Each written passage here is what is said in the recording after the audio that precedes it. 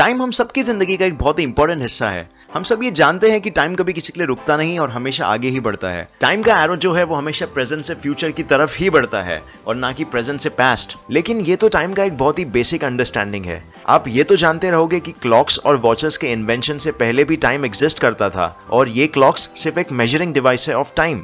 तो time exactly है क्या और ये इतना इंपॉर्टेंट क्यों है? फिजिक्स ही एक ऐसा सब्जेक्ट है जिसमें हम इसके डिटेल स्टडी कर सकते हैं। तो आइए हम टाइम के बारे में जानते हैं।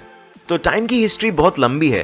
टाइम और इसके एक्चुअल प्रॉपर्टीज हम जानने लगे after studying the fastest thing in the universe, light, उसके पार्टिकल्स और उसके स्पीड पर रिसर्चर्स ने हमें मजबूर कर दिया कि हम टाइम फैक्टर को भी कंसिडर करें और इसे एक बिग पिक्चर में इंक्लूड करें। और ये सब कैसे और क्यों हुआ, इसके लिए हमें टाइम में थोड़ा पीछे जाना पड़ेगा। तो in the middle of 19th century James Clerk Maxwell की वजह से लोगों को यह पता चल गया था कि लाइट एक इलेक्ट्रोमैग्नेटिक वेव है जो ट्रैवल करती है at a constant speed in a vacuum, जैसे कि स्पेस फॉर एवरीवन। और जैसे कि हमने मेरे 4 फंडामेंटल फोर्सेस वाले वीडियो में डिस्कस किया था कि कैसे उन्होंने इक्वेशंस और फॉर्मूले भी बनाए ये फिनोमेनन को एक्यूरेटली डिस्क्राइब करने के लिए, बट उनके ये डिस्कवरीज ने फिजिक्स में थोड़े क्वेश्चंस खड़े कर दिए जिसे एक पैटेंट क्लर्क सॉल्व करेगा। हम सब जानते हैं एल्बर्ट आइंस्टाइन।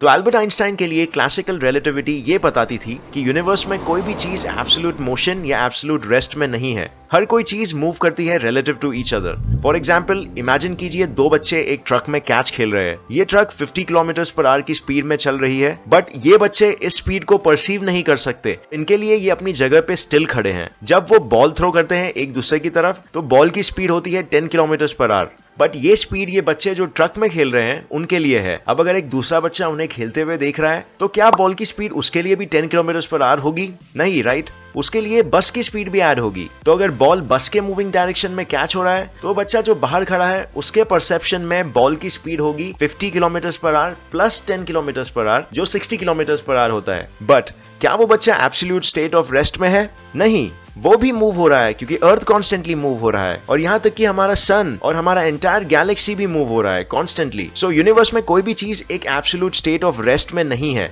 हर चीज मूव हो रही है रिलेटिव टू ईच अदर। ये है क्लासिकल रिलेटिविटी। अब जैसे हमने ये एग्जांपल में देखा था कि बस के मोशन की वजह से थ्रो किए बॉल की स्पीड में बस की स्पीड भी ऐड हो जाती है, बट क्या ये प्रिंसिपल यूनिवर्स में हर किसी चीज पे अप्लाई होता है? क्या यूनिवर्स में हर किसी चीज की स्पीड रिलेटिव है एक दूसरे से? क्या ऐसा कुछ नहीं जिसका स्पीड हमेशा कांस्टेंट ही रहेगा इर्रिस्पेक्टिव ऑफ इट्स सोर्स? इस सब्जेक्ट में जेम्स क्लर्क मैक्सवेल ने एक बहुत ही इंपॉर्टेंट कंट्रीब्यूशन दिया था। हमने मैक्सवेल के बारे में मेरे पिछले वीडियोस में डिस्कस किया है कि कैसे उन्होंने इलेक्ट्रिसिटी और मैग्नेटिज्म को यूनिफाई किया 4 ब्रिलियंट इक्वेशंस में। उन्होंने ये भी बताया कि लाइट और कुछ नहीं बल्कि एक इलेक्ट्रोमैग्नेटिक वेव है travelling through the empty space, जिसकी speed no matter what constant ही रहेगी फॉर ऑल ऑब्जर्वर्स, चाहे वो बीम ऑफ लाइट एक 100 किलोमीटर पर आवर की स्पीड में चलने वाले कार से हो या एक स्टेशनरी कार से। तो लाइट एक यूनिवर्सल कांस्टेंट है। बट क्या ये क्लासिकल रिलेटिविटी के स्टैंड पॉइंट से पॉसिबल था? लाइट की स्पीड है 186,000 miles per second, but relativity के हिसाब से नेचुरली ये क्वेश्चन आ जाएगा, रिलेटिव टू व्हाट? तो ये 19th सेंचुरी का एक बहुत बड़ा प्रॉब्लम था। इसका मतलब ये था कि या तो हमें मोशन और उसके लॉज की ठीक से अंडरस्टैंडिंग नहीं है या तो फिर इलेक्ट्रोमैग्नेटिज्म और लाइट की, हमारे फिजिक्स के कोर बेसिक्स की अंडरस्टैंडिंग खतरे में थी। इस चीज के बारे में आइंस्टाइन को पता था और उन्होंने इसे पूरी तरह से एक्सेप्ट किया।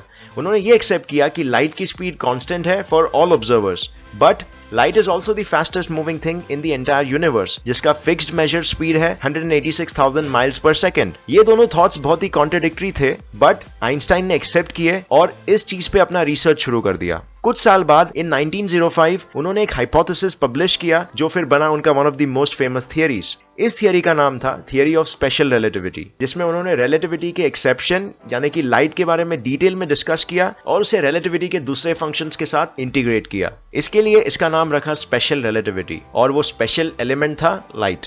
बट इस थियरी में ऐसा क्या था जिसने 19th सेंचुरी के इतने बड़े प्रॉब्लम को सॉल्व कर दिया? वेल, इस थियरी में आइंस्टाइन ने बताया कि in order for the speed of light to be constant at 186,000 miles per second, एक एलिमेंट का स्लो डाउन हो जाना जरूरी है और ये एलिमेंट है टाइम।